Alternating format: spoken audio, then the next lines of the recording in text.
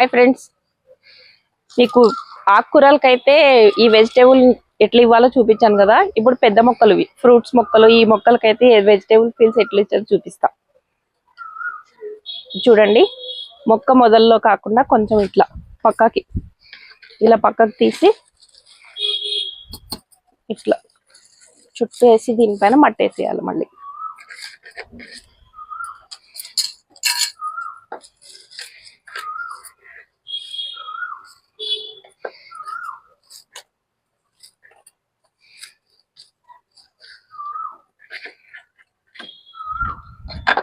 ఇలా ఇవ్వడం వల్ల ఇది మేము నీళ్ళు పెడతాం కదా, మనం నీళ్ళు పెట్టినప్పుడు ఈ కంపోస్ట్ అయ్యి వాటర్ అంతా మొక్కలకు వస్తుంది. ఇలా నేను నా దగ్గర ఒక 50 టబ్లు ఉన్నాయి.